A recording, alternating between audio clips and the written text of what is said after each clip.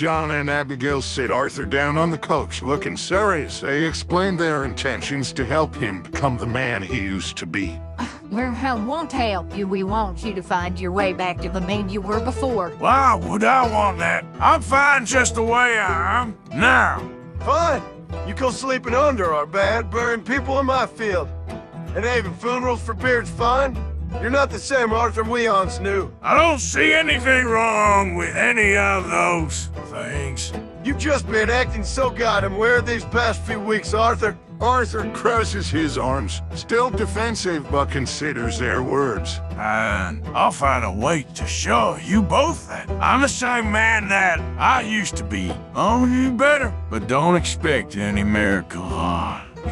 We're not expecting miracles, Arthur, just a sincere effort. Well, you two better prepare to be amazed, you'll see. I'm a new improved Arthur Morgan. Arthur gets up from the couch and sprints out of the room, determined to prove himself, while John and Abigail watch him with a mix of hope and concern. A few weeks later, Arthur returns to Beecher's Hope, looking proud. He knocks on the door and is greeted by John and Abigail. All right, guys, I've got a surprise for you. I've done something that will really show you I've got my act together.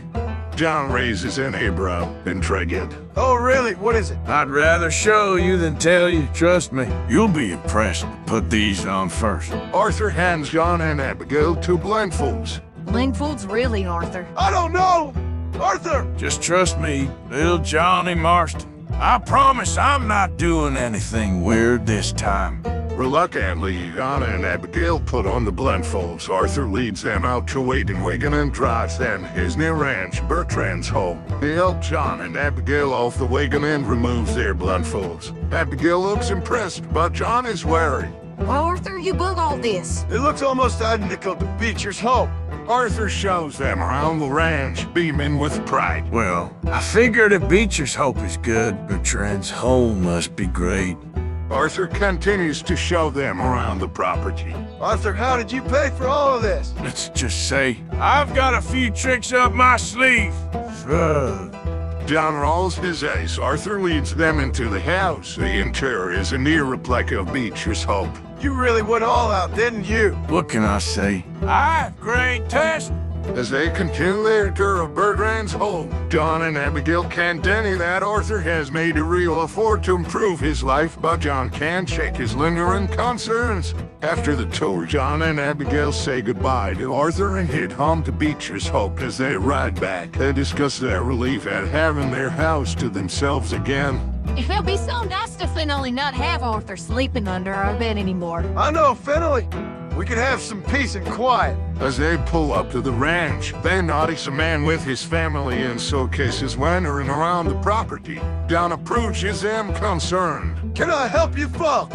You must be Arthur Morgan. My name's Thomas, and this is my wife, Emily. We just bought this property for a great price. John is very confused. No, I'm John Marston.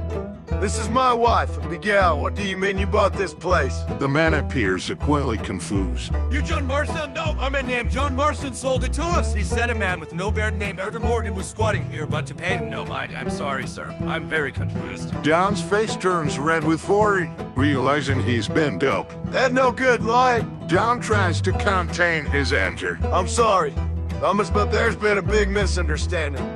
Arthur Morgan is the man who sold you this property. He didn't want us to sell. He's not the owner, I am. What? But we've just spent our life savings on this place. John pinches the bridge of his nose, trying to think of what to do next. John, maybe we should go back to Arthur's and stay with him for a bit, see if we can figure all this out. I'd rather stay in a raven than spend another night with that man. Abigail gives John a stern look. Money's tight, John. We don't really have a choice. We need a roof over our heads while we sort this out. John sighs, knowing Abigail is right. He turns to Thomas. Sir, I'm sorry you're caught up in all of this. You and your family can stay here for the time being while we get this sorted out. John reluctantly hands the keys to Beecher's Hope to Thomas. He and Abigail begin their journey back to Arthur's ranch as they pull up to Bertrand's home. Arthur greets them enthusiastically, oblivious to their frustration. Yeah, well. If it isn't my favorite neighbor, what brings you back so soon?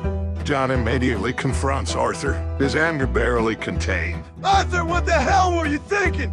Selling our property to someone else you had no right! Oh, that was just business. Come on, John. We're practically family. Besides, there's always room for you at Bertrand's home.